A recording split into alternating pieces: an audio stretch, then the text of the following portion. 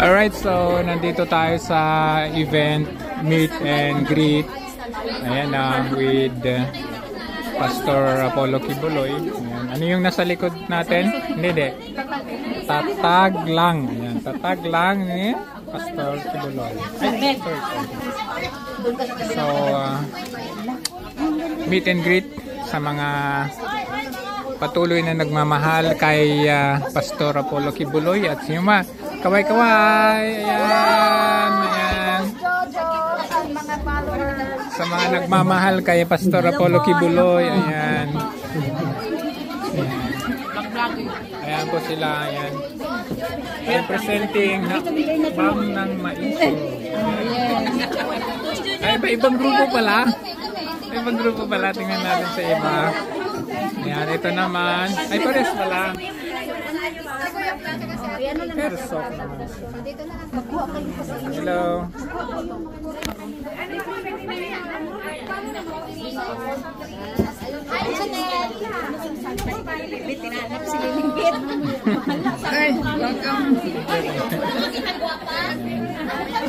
Siyempre may konting salo-salo. Ayan lang, ganyan. Tapos hello, ang ating sound system. Ang galing ninyo naman. Paano, wala akong kalam paano i-operate yan. Ang galing.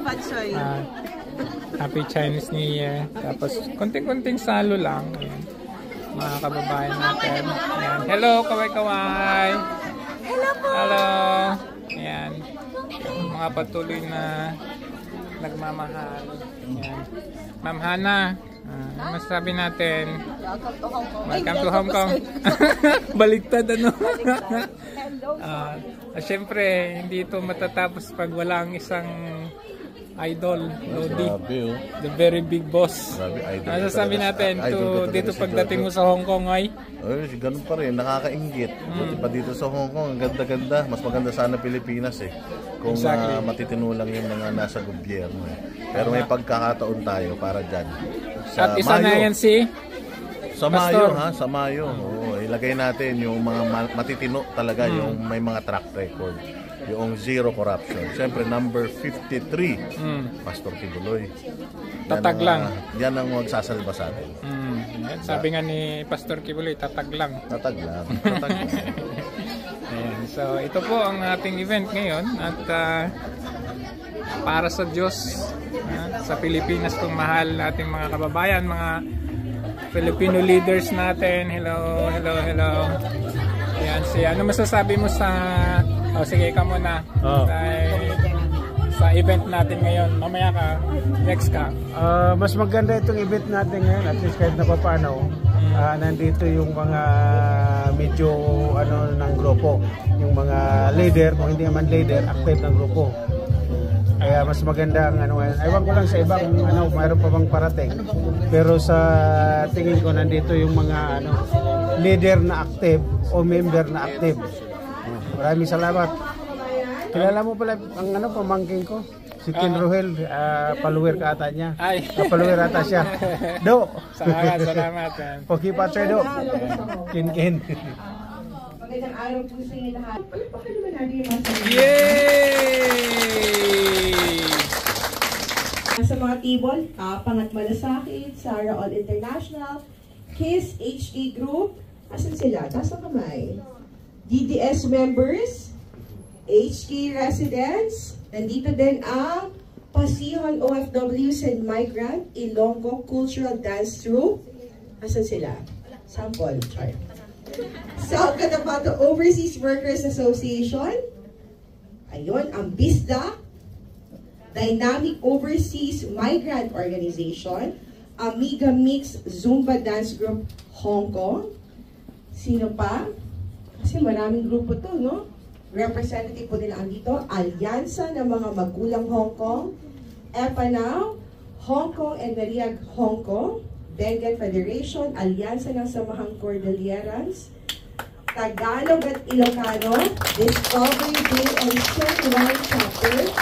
Philippine Alliance, Bicol Migrant HK Association, International Team sa GIP Kabayan Organization.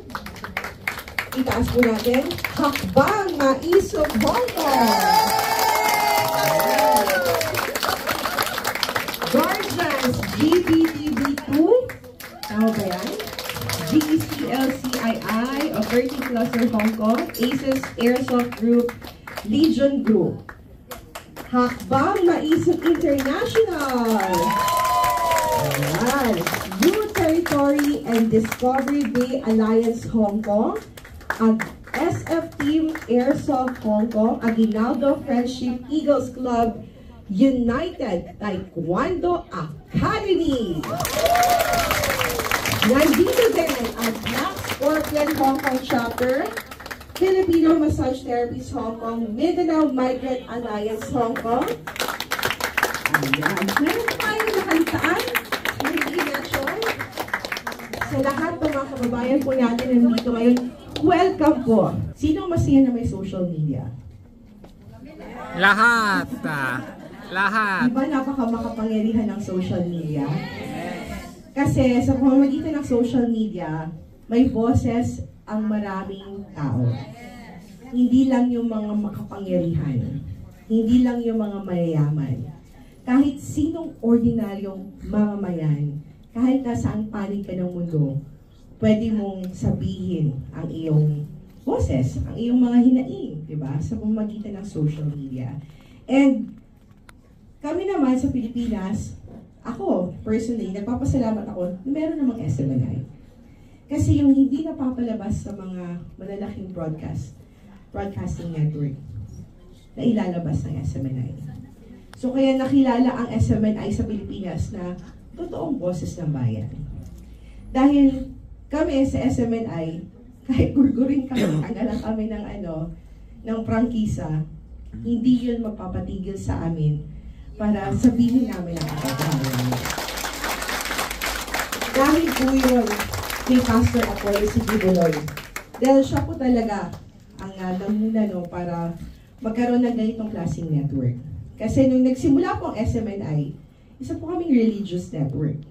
Kasi ang gusto lang ni Pastor, magkaroon siya ng TV show. Kasi ang experience ni Pastor, nagkaroon siya bumili siya ng airtime sa ABS-CBN sa Davao. That is every Saturday. I was in grade school. Naalala ko yun. Excited kami kasi napapanood na sa TV si Pastor. Davao lang yun So inabangan lahat ng members every Saturday, 9 a.m. Ganun. And suddenly, one Saturday, hindi umere si Pastor at ang pumalit ay ano nga yung laro ng mga manok? Sabong. Ang pumalit, sabong.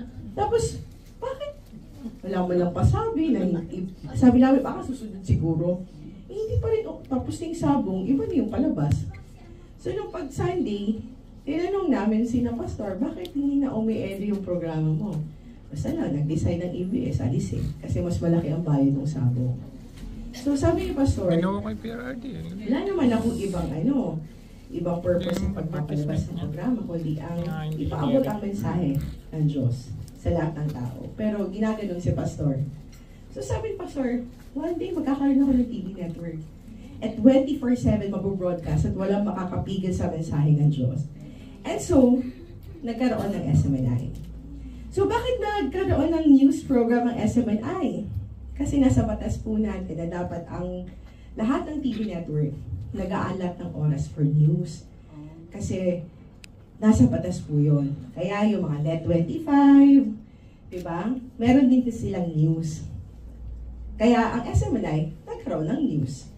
So over the years, yung nagsisimula pa yung SMNI, parang yung paggawa namin ng balita is because nasa batas. Pero knowing Pastor, hindi pwede na kapag nagpalabas kami ng balita is because just to follow the law na makapag-produce tayo ng balita na gusto ng marami sa ating kababayan ang may broadcast ng katotohanan. Kaya nga, sa usapin ng korupsyon, hindi po nasa-silence yung mga bibig ng mga broadcaster ng SMNI. At ang dahil nagtanong sila tungkol sa budget sa kamera, pinatawag tayo sa kamera. Pinaharap yung mga broadcaster natin. Pinaharap kami doon. At wala silang, hindi kami pinakinggan. As a matter of fact, pag nagsalita kami, Oo, at hindi lang gusto nilang sagutin namin, which is napaka-unfair sa part namin. Gusto namin depensahan yung sarili namin, pero nililimitahan naman ng kami para magsalita. But, nakita niyo naman yun, di ba? Napanood niyo naman ano nangyari. Pero kahit ganun pa man, nagpapatuloy po yung SMNI sa social media at sa mga cable networks. At nagpapasalamat po kami sa inyo ng mga Pilipino, especially dito sa Hong Kong, na patuloy po ang pagsuporta sa SMNI. Palakpakan naman natin ang kaganihang boses sa mga Pilipino. Gas, mahal na bilihin. Magtakin nyo, bumili kayo sa palengke sa Pilipinas. There was a fine na umabot ng 800 pesos ang kilo ng ano. Hindi, anong gulay nga yun? Langka. Langka, 800 pesos ang kilo. Umabot to a point. Kamatis, mahal din. Ang langka ngayon, nasa 400 to 800. Umaabot na doon yung presyo. Yung bigas, corruption. See? Kayo nandito sa Hong Kong, pero alam niyo kung ano ang kinakaharap na problema ng Pilipinas. Dahil, bilang Pilipino, may pakialam tayo kung ano nangyayari sa ating bansa. Bayan natin yan, di ba? At tulad ninyo, ganun din ang naramdaman ni Pastor. Kaya, nagdesisyon siyang tumayo na dahil wala na doon sa mga tumatakbo ngayon ang may puso para to finally put an end dun sa mga problemang sinabi ninyo. Crimes, drugs, lalo na yung corruption. Kung yung Duterte administration nag-wage ng war against illegal drugs, Pastor is waging a war against corruption. And Pastor, ako, lagi ko itong sinasabi, siya lang po ang may moral ascendancy na dalhin ang plataforma against corruption. Why? Dahil sa KOJC, walang corruption. Naniniwala ba kayo? Dahil sa KOJC, may resibo si Pastor. For almost 4 decades, mga kababayan, kung ikukumpara niyo po sa lahat ng simbahan sa Pilipinas, 4 decades pa lang po ang KOJC. Pero may kingdom po kami. Nakikita po kami sa buong mundo. Meron po kaming TV network. May Prayer Mountain po kami. May Glory Mountain po kami. At wala pong isang bank account si Pastor na nakapangalan sa kanya. At yung properties na minention ko po sa inyo, hindi po yan nakapangalan sa personal na pangalan ni Pastor Apollo C. Quiboloy. Alam yan ng lahat ng members ng KOJC. Kaya pag sinabi namin may resibo si Pastor, maniwala po kayo. Magkano lang po yung funding meron ang KOJC. Ang KOJC, hindi po siya tulad ng ibang simbahan. Ang Catholic Church, may Vatican sila. Yung ibang denomination, meron silang sumusuporta sa Amerika. May mga foreign aid sila mula, diba, sa ibang bansa. Ang KOJC po, galing lang po kami sa Davao City. At kami po ay humble lang yung beginnings po namin. So bago po naabot, nakita ninyo itong wealth na nakikita ninyo, mga na-put up ng mga infrastructure na yan. Nagsimula po si Pastor na 15 lang ang members niya sa Agdao, Davao City, sa Villamor. Pero dahil ang prinsipyo ni Pastor ay honesty, wala sa kanya ang korupsyon, ibinibigay niya talaga ng buong-buo ang pera sa gawain, kaya pinagpala ng Ama ang KOJC. Kaya, sa loob ng 4 decades, yan na po ang narating ng KOJC. And dahil dyan, marami po ang nagselos. At dahil nagselos sila, gusto nila pambagsakin si Pastor.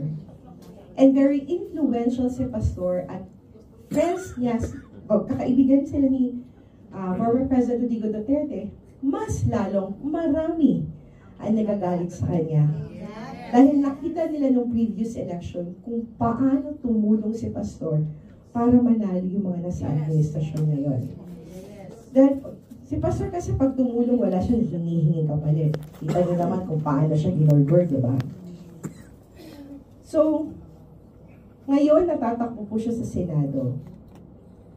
Lahat po ng mga problemang nakikita ninyo, may solusyon si Pastor Apollo C. Quiboloy. Actually, pag inausap niyo po talaga si Pastor, may solusyon siya sa lahat ng problema. Corruption, criminality, kahit ngayong baha, may solusyon siya. Pastor, si Pastor Apollo C. Quiboloy, wala po siyang ambisyon. But he has a vision. And his vision is to make the Philippines a first world country. Sino ba sa mga tumatakbo ngayon ang nagsasabi na gusto nila maging first world ang Pilipinas? May narinig na po ba kayo, mga kababayan? Example, sa KOJC, we are living a first world country na buhay. Why? Kasi deserve, sabi ni Pastor, deserve niyo yan. And we Filipinos deserve natin ang mamuhay tulad ng first world country. Naniniwala ba kayo na mayaman ang Pilipinas? Yes! Kung mayaman ang Pilipinas, bakit tayo naghihirap? So, sino ang may problema? So,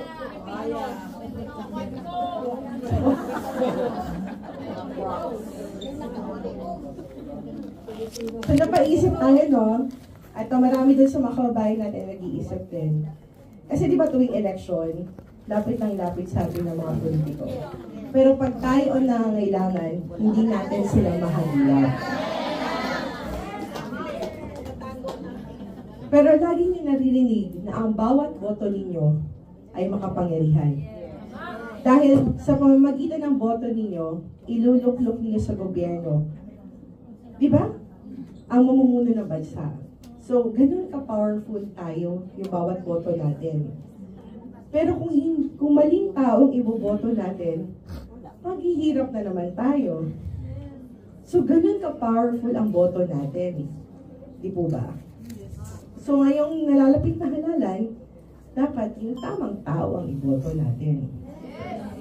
So, dito po, makikita niyo po din sa leaflet po, mababasa niyo po dyan, yung family background ni Pastor, nagmula po siya sa kahirapan. Mahirapan sila, pero dahil sa pagsisikap na nabuo at naorganisa ni Pastor ang KOJC, at kung nakikita nyo ngayon, that's over the years, sa lahat po ng sakripisyo, that's blood, sweat, and tears ng lahat ng miyembro ng KOJC. Pag tumulong po si Pastor, kung makikita niyo po yung mga humanitarian programs po na ang pinakamama ni Pastor, kung pwede natin ma-play, Luella. Si Pastor po pag tumulong sa panahon ng bagyo, panahon ng kasunugan, hindi po tinitingnan ni Pastor kung miyembro kayo ng KOJC. Hindi namin tinatanong, siniraan mo ba si Pastor? O, naniniwala ka ba kay Pastor? Hindi namin tinatanong, mayaman ka ba? Mahirap ka ba? O hindi namin tinatanong kung sino ba sinuportahan mo? Si Duterte ba o hindi? Ay, dilawan ka. Ay, hindi ka namin tutulungan. Wala.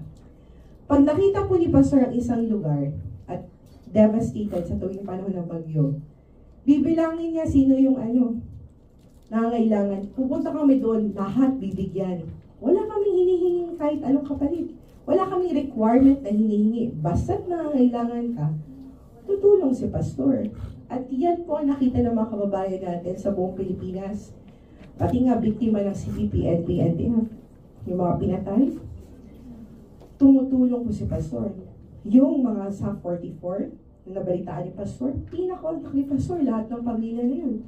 Nagbigay siya ng tulong. Hindi lang namin binabalita. Hindi niyo narinig sa balita. Ganon si Pastor kung tumulong. So, ganon din po, sana po, kami na kumakatok po sa inyo, nabigyan niyo po ng chance si Pastor Apollo C. Quiboloy. Si Pastor po ay pro-Filipino.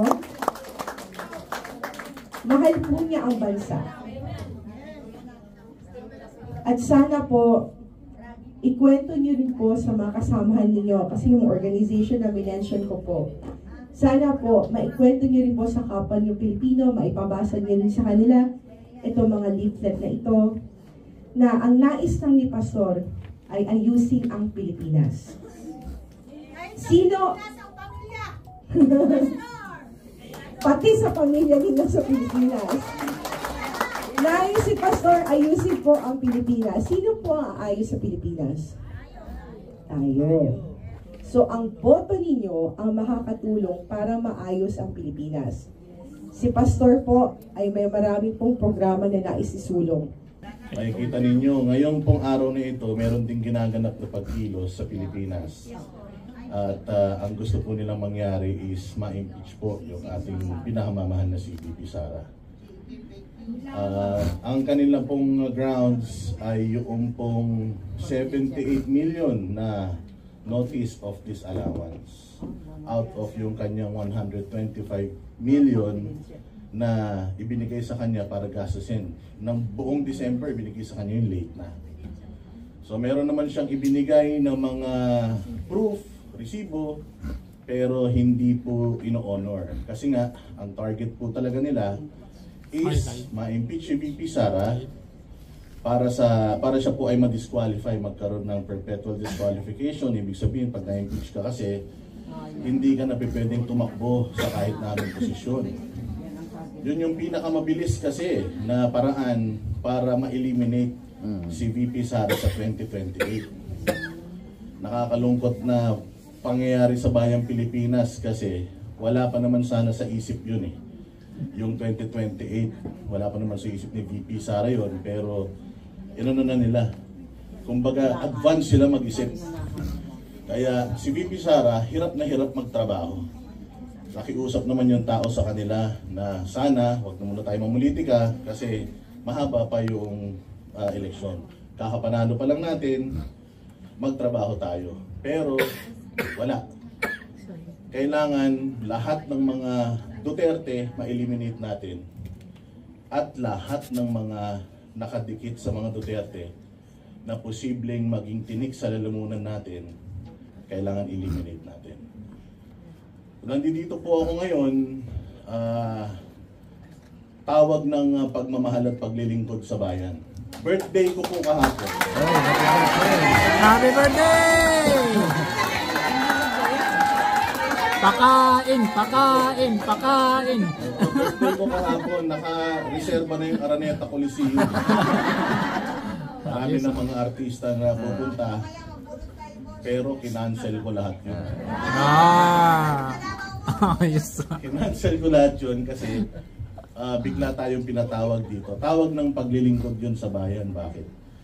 Kasi si Pastor Apollo Kibuloy na sinasabi nilang poster boy ng political oppression sa Pilipinas ay nakisuyo sa atin para maghatid ng kanyang mensahe sa inyo. Mensahe ng kapayapaan, mensahe ng zero corruption, at mensahe ng kaginhawaan sa bayang Pilipinas. Kaya ayun, katulad ng sinasabi ko, nandito ako ngayon. Ano ba yung pagkakakilala natin kay Pastor Apollo Kibuloy? Kami po, na mga banateros, kami po ay dati ring mga kritiko ni Pastor Apollo Kibuloy. Grabe. Kung ano yung pagkakakilala nyo sa kanya, ganun din yung aming pagkakakilala sa kanya. At napakarami rin po naming mga critical na mga batikos sa kanya noong mga panahon na siya ay bukod before pa siyang actually political persecute. Madami po kaming mga masasakit na salitang binitawan sa kanila. Until doon namin nakilala yung true leadership ni Pastor Apollo Kibuloy. Kami po ay kanyang inimbitahan bilang mga kritiko niya at hinayaan niya kaming hanapin yung sagot doon sa lahat ng mga reservations at katanungan namin. At nahanap namin yun. Kung matatandaan natin, si PRRD nung panahon niya, may isang SONA na hinarap ni PRD yung mga makakaliwang grupo sa labas ng Batasang Pambansa. Kasi ganun talaga ang leader. Dapat hindi mo tinatakbuhan yung reklamo sa iyo ng taong bayan. Walang pananagutan si Pastor Apollo Quiboloy sa amin. Kasi hindi naman siya halal ng taong bayan eh. Pero inimbitahan niya kami para malinawan kami. Kasi marami kaming hindi alam tungkol sa kanya at sa kanila. So, to cut the story short, nagpunta po tayo sa Davao para makausap lahat ng mga gusto namin kausapin.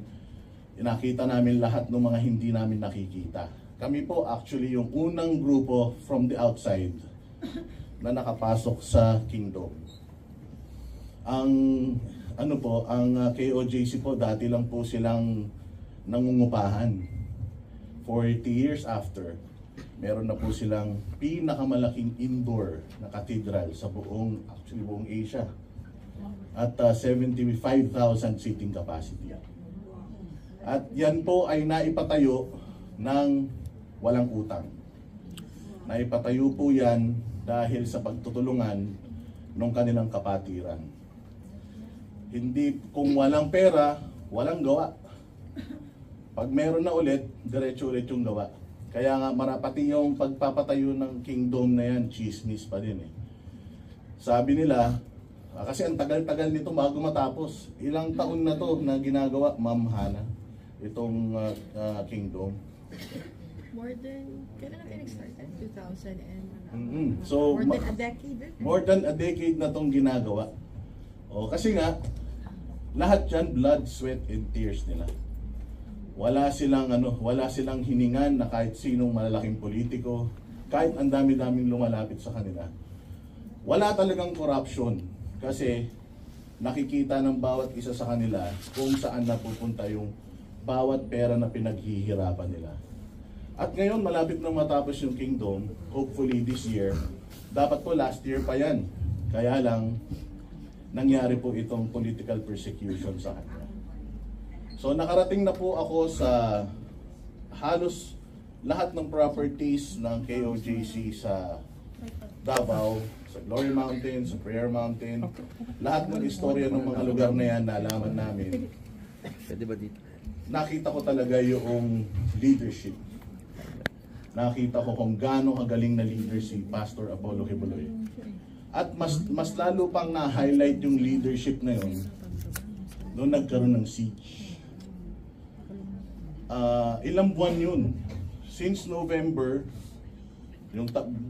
November 2023, sinisimulan na po silang i-gasing. Tapos dumating ang June, yung June 10, yung unang-unang pumasok sila, na nakita natin yung mga members nila na talaga naman, yung karapatang pantao, labag na labag. Kahit bata, kahit babae, pokpok dito, pokpok dyan. Nakita nyo naman yung mga videos niya. May namatay pa po na mga members nila dyan, na mga blaan dyan sa Kitbuk. Pagkatapos nun, doon sila unang nakilala, inulit na naman mga bossing. Noong August, pinasok sila ulit at nandoon na tayo. Isang buwan po tayong nandoon sa Davao. Talagang hinaharas yung KOJC. Mantakin mo yung pulutong ng mga naka-full battle gear, nagja-jogging sa harapan nila. Napakaraming lugar sa Davao, pero doon sila magja-jogging sa harap ng KOJC compound. Makikita naman natin na yun po ay tahanan, tirahan ng napakaraming mga members. Libo-libo po ang nakatira doon. Community po yun eh. Bukod doon, may eskwelahan pa po doon. So wala silang pakialam, yung current na administration natin walang pakialam kung etong mga kabataan na ito hindi makapag-aral, hindi makapasok, matakot. Basta ang importante sa kanila, maipakita nila na kapag ayaw nyo sa ginagawa namin, tumutulig sa kayo, ganito ang mangyayari sa inyo. Nakita natin lahat nung pumasok na sila sa loob, sa mga live streams natin, at doon din natin nakita kung gaano ka irresponsable yung iba sa mga kasamahan natin sa media. na nakikita na nila yung mga nangyayari pero iba pa rin yung ibinabalita nila. Mabuti na lang, nandoon tayo, yung ibang mga kasama natin na vloggers, na-expose yung pagmamalabis ng mga uniformado pa naman. And syempre, yung mga leaders din, mga ahensya ng gobyerno natin. So yun po yung mga mangilan-ngilan sa mga nangyari.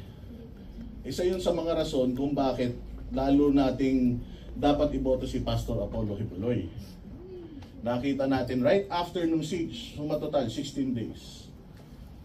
Yung huling-huling araw na doon sa siege, ano na yun, sobrang critical nun. Maaring hindi nyo nararamdaman nung kayo nanonood, pero kaming nandoon, yung mga intel na pumapasok sa amin, takin mo, ang inalat nila na tao para umaresto sa akin 10. Kasi daw, Ang laki mo eh. kasi daw, hindi daw ako kayang arestuhin ng isang tao. Ay, sus, patay. Si Tore? Oh, actually. So yan yung mga nakakarating sa atin na information nun. And dumating pa sa punto na talagang mamamaril na sila kahit ng civilian. Oh, make or break na sa kanila yun. Kumbaga, masyado nung matagal yung 16 days, kung magstay pa sila doon, mas lalo nang nakakahiya. Kaya kailangan na nilang gumawa ng mga hakbangin para talagang it's either kung hindi nila makuha si Pastor doon, palalabasin nila na na magkaroon ng gulo na nag-resist kami kaya nagkaroon ng labanan doon at dadana ka talaga ang dugo. Dumating po tayo sa doon, so nakakatakot yun. Pero nung araw na yun, doon ko nalaman ng pagiging isang magaling na leader ni Pastor Kibuloy. Kasi bagamat handang mamatay ang mga members niya at ipaglaban ng compound, kasi para saan pa ba yung ginagawa nilang paglilinis sa kanilang kaluluwa? Ang pinaghahandaan lang naman nila is yung pagtawid pagpunta rin sa kaharian So ito na yun. Mamamatay na kami dito. Pero dahil nga magaling na ama si Pastor Apollo Kibuloy, hindi niya pinabayaan na dumanak ang dugo doon sa sagradong lugar kung saan dapat nananalangin yung kanyang mga members. Sumuko po siya. Pinili po niya na dibaling ako na lang ang mag-suffer kesa kayo. Kasi hindi ako papayag na mayroong magbuwis ng buhay para lang sa akin. Sumuko siya and nakita natin doon sa mga members na after, ako nga galit na galit pa ako noon. Kasi pagkatapos nung kumalat yung balita na si Pastor Kibuloy ay sumuko na, niyakap na nila yung mga pulis. At nagpapasalamat pa sila sa mga pulis. Mantakin mo, 16 days hindi sila nakakatulog sa mga kwarto nila. 16 days nilak pa yung pinto at mayroon 2 araw na wala kaming pagkain sa loob. Kasi ayaw nila magpapasok ng pagkain. As in, nilak nila. Walang makapasok mula sa labas. Pag lumabas ka, di ka na makakapasok. Yung mga quarters nila ang natutulog, yung mga pulis. Tapos yung mga taga loob ng compound na may-ari ng compound, natutulog sila sa kalsada sa labas. Ang sasarap ng tulog ng mga pulis habang yung mga members nagbabantay sa kanila habang natutulog sila sangka pa. 16 days, kahit isang member walang lumapit sa kanila na nagpapasaklolo. Kasi ang isa pong kaso ni Pastor Apollo Kibuloy ay human trafficking. 4 na taon na pong na-dismiss yung kanyang kaso sa Davao. Pero dahil kaibigan siya ni Duterte, pinuha yung kaso na yun, dinala sa Maynila, dinagdagan pa ng qualified human trafficking at may forfeiture of assets pa.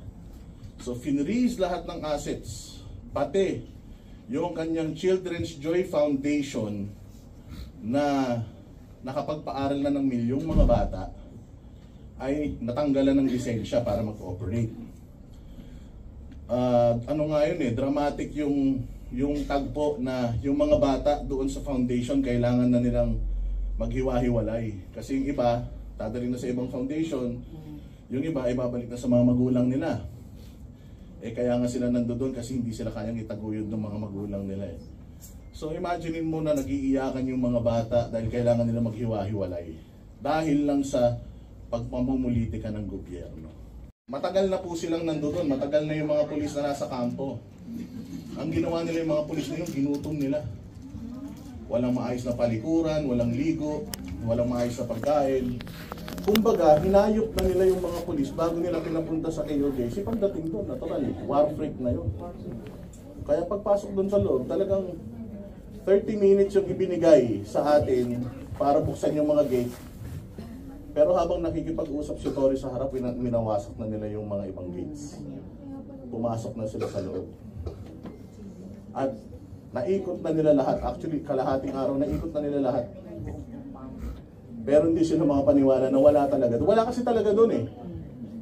Isa pa, ginamit yung ibang pangalan ng tao yung ginamit para siya ay, kumbaga para mag-stay sila doon. Ibang tao yung nakalagay sa warrant of arrest at yung address Pasig. So bakit doon sila sa Davao nag-stay?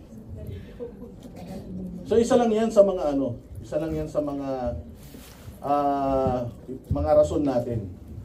At nakita natin pagkakamali doon sa Lord. And kung babalikan ninyo yung ating mga vlogs, makikita nyo po doon talaga lahat ng mga nangyari dyan sa KOJC siya. Napakaraming mga gising ng madaling araw, nagpapasok sila ng mga kung ano-ano. Nakita pa natin, mga normal na tao, pinagdamit pa nila na pulis. Pinagpanggap nila na pulis para lang makapasok sa loob. Yung pa rin, naghuhukay na sila doon. At lahat yan, dininay nila. Wala daw hukay. Pero, napatunayan na meron. Talagang malalaman natin na talagang may meron talagang... Parang blanco lang yun na budget, wala daw. At sinabi din, walang baril, pero nakita naman natin. Buti na lang talaga, nandoon tayo at nandoon ang SMNI, 24 oras na pinapakita yun. So buhay na buhay na patunay at hindi na matatagal sa internet kung anong klase ng mga leaders meron tayo noong mga panahon na yan, hanggang ngayon. Nakita natin kung gaano kaayos na leader si Pastor Kibuloy dahil ang kanyang turo sa kanyang mga members ay pagmamahal sa kapwa. Love your neighbors, love your enemy. Kaya nung lumabas yung mga pulis, yung kanyang mga members, nagpapasalamat pa doon sa mga pulis. Na ako ay against talaga. Sabi ko, pag pa kayo nagpapasalamat dyan, ipapatayin tayo kanina yan. Pero mantakin mo talagang niyayakap pa nila, umiiyak pa sila. At ang pinaka-dramatic na nangyari doon was, nung first time nila in 16 days, na makapasok doon sa pinakamamahal nilang katedral. Pagpasok nila sa katedral, nag-iyakan sila lahat kasi kinurdonan yun eh. Wala pa sa history ng Pilipinas na ang isang simbahan ay sinara. Nagmamakawa yung mga mananamba na makapasok para makapagsimba, hindi nila ibinibigay. Mantakin mo, sila may-ari, hindi sila pinapayagang pumasok. Ganun ka-brutal yung nangyari doon. So nung umalis sila, first time na nakapasok doon yung mga members, grabe, wasak talaga yung simbahan. Sabi nga nila noong mga nakaraang World War I and II, yung mga simbahan iniiwasan yan. Hindi yan pinapasok ng mga sundalo. Hindi yan pinatatamaan as much as possible. Pero itong pagkakataon na to, grabe, winasak talaga nila yung simbahan. Considered as holy ground po ang KOJC compound, pero binaboy nila. As in, mga CR, parado lahat. Yung mga sigarilyo, kasi bawal po magsigarilyo sa loob, bawal tumura. Daming cigarette butts, may mga ihi sa kahit saang corner. May mga ihi pa sila sa bote na iniiwan lang nila doon. As in, sobrang baboy talaga. Pero nakita mo, nung natapos ang lahat, ang mga KOJC members, pinasalamatan pa nila yung mga pulis habang lumalabas. Doon natin malalaman kung anong klaseng leader si Pastor Apollo Kibuloy. Kaya ako, sabi ko, tataya ako sa tao na to. Itinaya na namin mga banateros yung buhay namin sa kanya noon eh. Dahil dyan sa siege. At ngayon, nagpapasalamat tayo ng malaki kasi nag-decide siyang tumakbo sa politika. Kailangan ba ni Pastor Apollo Kibuloy itong politika? Hindi naman eh. Bakit? Nakakatulong naman siya dati. Sino dito sa inyo ang may mga anak na pinapaaral sa kolehiyo at sa high school sa Pilipinas? Halos lahat kayo. Alam niyo ba na nakatulong si Pastor Apollo Kibuloy sa inyo, sa mga pag-aaral ng mga anak ninyo? In a sense na ang isa sa mga advokasya ni Pastor Apollo Kibuloy is labanan ng insurhensya. At dahil doon sa kanyang programa sa SMNI na Laban Kasamang Bayan ni Ka Eric at ni Dr. Lorraine Badoy, lahat ng schemes ng mga legal fronts ng NPA ibinisto dyan. Dahil doon, naging bukas ang ating isip na yung ating mga anak pwede nilang ma-recruit para maging mga komunista at lumaban sa gobyerno. Nire-recruit yung mga anak ninyo, samantalang yung mga anak nila ang sasarap ng buhay sa mga mamahaling eskwelahan. Yung iba nag-aaral pa sa ibang bansa. Tapos yung mga anak ninyo yung nire-recruit para lumaban sa gobyerno, then eventually mamatay, kawawa naman yung mga magulang. So dahil doon, nagtapon na ng pera si Pastor Kibuloy. Siguro more or less mga 2 billion. Pinondohan niya ang programa na yan at tumulong sa NTF-EL, CAC, PRD para labanan ng insurhensya. At nagtagumpay yung administrasyon ni Duterte sa paglaban sa insurhensya. Ang daming sumuko. Ang daming nagbalik loob sa gobyerno. Ang daming bumaba sa kabundukan. At finally, nakita ng mga komunista na hindi pala totoo yung propaganda na pinaiikot sa kanila. Malaki po ang itinulong ni Pastor Apollo Kibuloy dyan. Kung yung ibang mga politiko, nakikinabang yung mga kaibigan nila, yumayaman pa yung mga kaibigan nila, kasi makikita natin ngayong administrasyon, ang yayaman na ng mga kaibigan nila. Si Pastor Apollo Kibuloy, close sila ni PRD, pero never humingi si Pastor ng posisyon sa gobyerno. Kasi dapat ito na yung pagkakataon para siya ay makaposisyon sa gobyerno. Wala naman siyang paki talaga sa politika kasi hindi nga siya humingi ng posisyon kay PRD Bagkus siya pa nga naglabas ng kanyang pera para makatulong sa kandidatura ni PRD.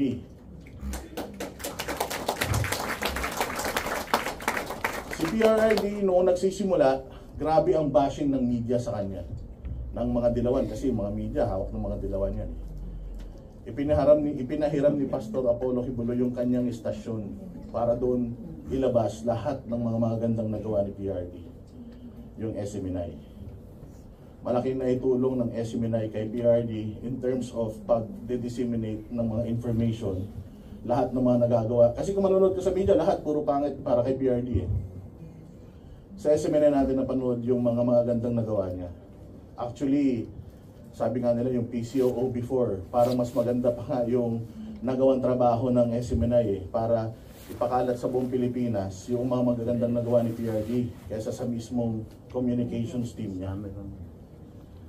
Ano pa ba ang mga nagawa ni Pastor Apollo Kibuloy? Si Senator Robin Padilla. Pinahiram niya yan ng walang pera si Senator Robin. Pinahiram niya yan ng chopper, ng eroplano para marating ni Robin yung malalayong lugar. Kasi alam niya na si Robin para sa bayan. At nanalo si Robin. Humingi ba si Pastor ng pabor kay Robin? Hindi. Si PRD, ganun din. Pinapahiram niyo ng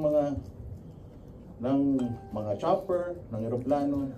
Humingi ba siya kay PRD ng kapalit? Hindi. Siya pa nga yung gumastos. Ginawa din niya yan kay BBM. Noong mga panahon na si BBM ay galit lahat ng media sa kanya. Binigyan siya ng platform ni Pastor Kibuloy. Gamitin mo tong istasyon. Gumastos pa si PRD, si Pastor Kibuloy sa debate niya na napakarami niyang bit-bit. Ang laki rin ng ipinuhunan ni Pastor dahil nabudol si Pastor. Alam ni Pastor pinangako nila na itutuloy yung mga programa ni PRD. Pagkaupo, anong ginawa nila? binuhay nila yung kaso ni Pastor. Hinanap nila, hinanting nila si Pastor na parang hayop. At ngayon, nakakulong na yung matanda. May sakit po si Pastor ngayon, community-acquired pneumonia. Nahawa po siya doon sa mga inmates dahil siya po ay nakakulong sa normal na kulungan. Samantalang si Franz Castro, convicted child abuser, tumatakbo pa sa senador. Si Leila de Lima, na ang kaso droga, nakalabas na. Si Jen Mabilog, nabigyan pa ng executive clemency. Yung executive clemency po na yan, yung kay Mabilog, yan po ay guilty as charged ng pangdarambong. Pero tinanggal niya lahat yun. As in, kinlear niya si Mabilog at pwede na namang tumakbo si Mabilog sa na pagiging mayor sa Iloilo. Iloilo, no? Sino pa? Sino pa ang mga nakalabas? Yeah, si Kerwin Espinosa Kerwin nakalabas. Espinosa, marami. Si Maria Reza na absuelto rin. So yung list ng ng mga talagang pang-aabuso dire-diretso. To the point na kahit masira ang Pilipinas, makaganti lang sila sa mga Duterte. Kaya yun ang pinaka nakakalungkot na estado ng bayang Pilipinas ngayon. Kaya sabi ko nga, kanino tayo tataya? Siyempre kay Pastor. Merong mga politiko ang nangangako, pero wala pang politiko na nangangako na meron ng resibo. Si Pastor Apollo Kibuloy, meron ng resibo. Mag-google niyo yan, may-YouTube niyo yan. Kingdom, KOJC Compound.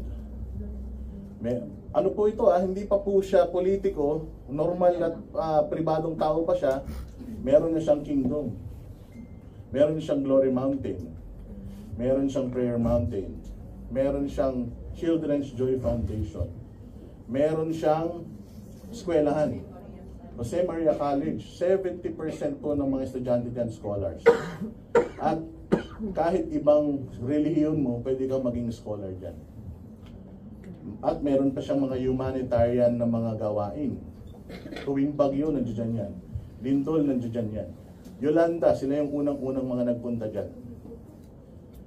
Sa background, ginagawa na nila yan, matagal na panahon na tree planting activities. Meron pong mga cleanup drives. Napakagastos po niyan.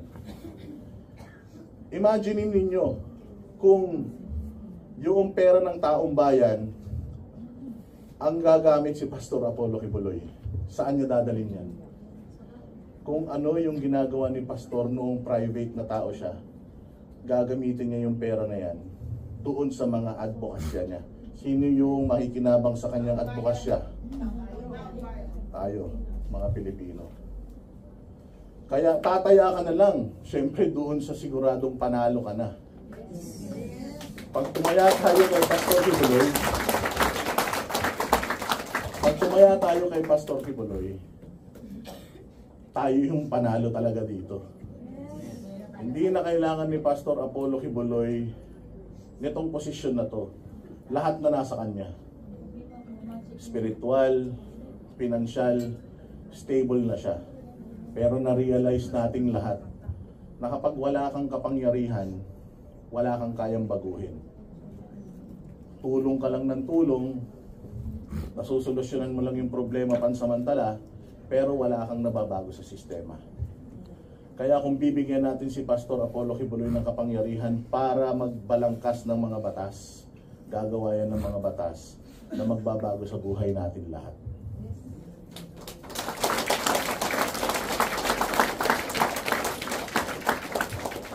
Gutom na ba kayo? 3 hours pa po ito. Hindi kasi sa totoo lang, ang dami talagang tumatakbo sa isip ko, ang dami talagang lumalabas sa puso ko kasi tinaya talaga namin yung buhay namin dito eh. Hindi naman kami members ng KOJC, ako po isang Katoliko. Pero alam ko talaga at nakita ko kung ano yung klase ng leadership na meron siya, kung anong klaseng mga tao yung kumbaga fruits ng kanyang bunga ng kanyang pagiging magaling na leader. At yan po sila. And proud na proud ako na kahit na nagdedelikado ang buhay natin, delikado itong ginagawa namin. Napakarami naming death threats. Napakarami naming, ayan, katulad niya, pinapatawag na yung mga vloggers sa Kongreso. Oh, ikaw, invited ka yata eh. Kaya si Jojo, ewan ko kung paano nila papatawag ito. Tsaka si Spencer. Pero itong dalawa dapat ipatawag talaga doon. Pero imagine niyo yung case na ginagawa ng mga vloggers sa Pilipinas para lumaban sa katiwalian. Sobrang delikado. Pero tumataya kami dito kasi this time, hindi na dapat para sa sarili natin yung mga bagay na ginagawa natin. Dapat para na sa future generations.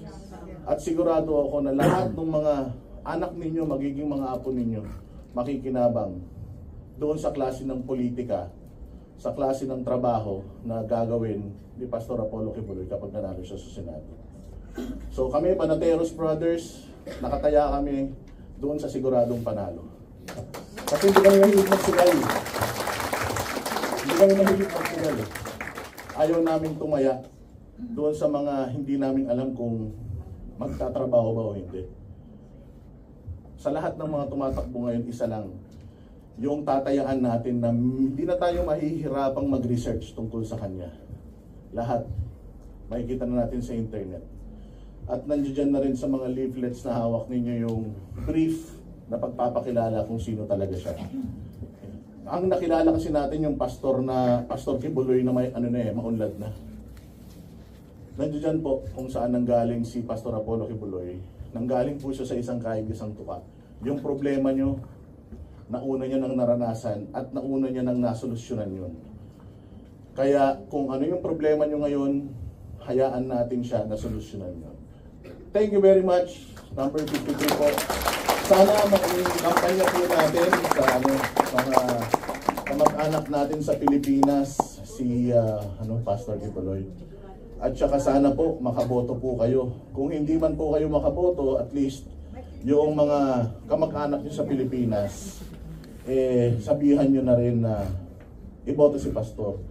Huwag kayong magpadala sa mga kamag-anak nyo sa Pilipinas pagka hindi nila binoto si Pastor. Joke lang. Pero sana tumatawag po kami sa inyong mga puso na tulungan po natin si Pastor Apollo Quiboloy. At this time,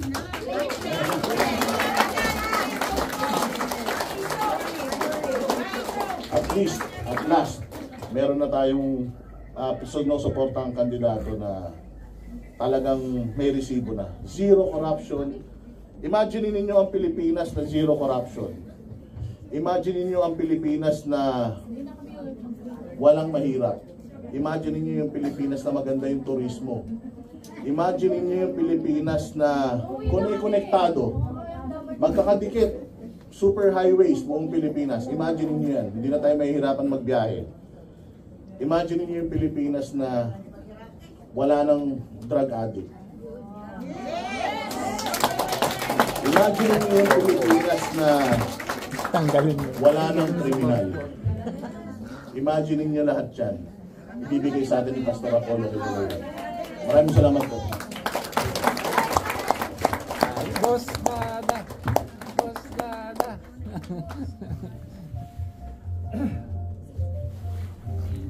Maraming salamat. Bakit si Pastor Quiboloy ang dapat nating iboto?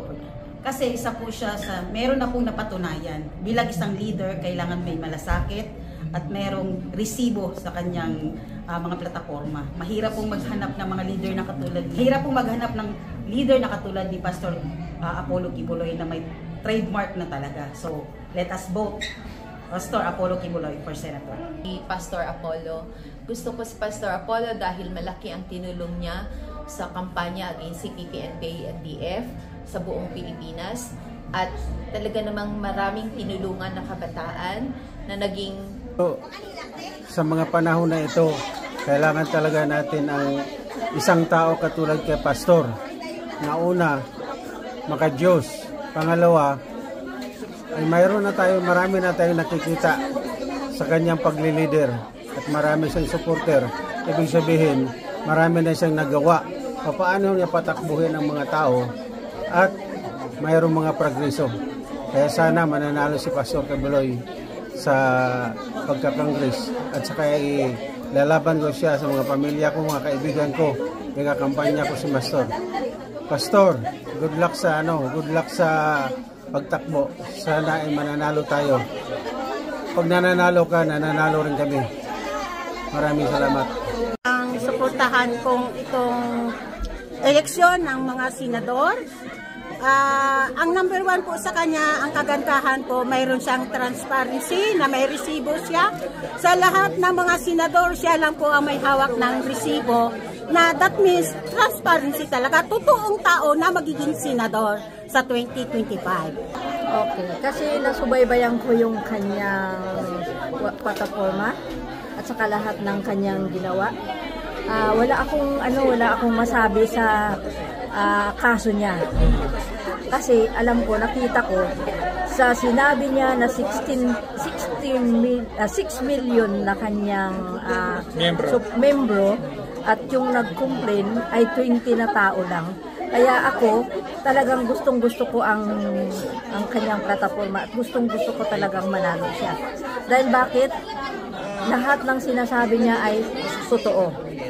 Lahat ng kanyang ginawa ay nakikita ng buong tao, buong mundo. Okay. At saka, mabait siya. Nakakarating sa amin sa Mindanao ang baldi-baldi niyang mga tulong. At saka yung mga pinapag-aral niya sa amin sa Mindanao, nakita ko talaga. Kasi nasa Takurong ako, Takurong Sultan Kudarat. Dumaan ako sa Davao, tinignan ko ang school, ang ganda, ang lahat. Ang kingdom niya, lahat ng kanyang ginawa. Dahil sa narinig ko na walang kurakot, kaya ako ay susuporta sa kanya. Buong pamilya, dahil isa rin ako na coordinator ng isang isla ng Hong Kong, gusto ko talagang manalo siya. Alright, thank you. Gusto ko talagang manalo siya. Kasama ang buong pamilya ko, kasama ang grupo ko, gusto kong manalo siya. Kaya kahit hindi pa nag-uumpisa ang campaign, kinakampaign ko na siya. Gusto kong manalo si Pastor. Okay. Salamat po.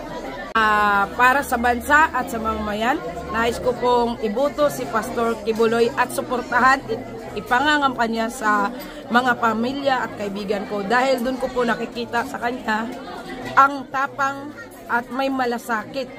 Hindi pa nga siya nakapwesto sa gobyerno, pero sa mga ginagawa niya bilang isang leader ng isang simbahan, doon ko nakikita po na mayroong puso po siya, may salita at may leadership. At masasabi ko rin pong may political will po siya na maipakita sa taong bayan, dahil naipakita na po niya to sa kanya sariling liderato sa kanyang simbahan o pamumuno sa kanyang simbahan. At isa po sa hinangahan ko kay Pastor Kibuloy ang mapagkawang gawa. So sa madaling salita po, sa humanitarian po, kasi bilang pong OFW, kahit po tayo ay nagtatrabaho po dito, experience ko na rin po kasi po ang mag-humanitarian. So, naano ko po sa kanya na talagang may puso po talaga siya para sa mamayang Pilipino. So, yun po, kaya kailangan ko po siyang ipostro at suportahan. Sa makapanood po nito na lahat nating mga kababayan, kailangan po nating dalhin si Pastor Kibuloy sa Senado dahil isa po natin siyang maaasahan.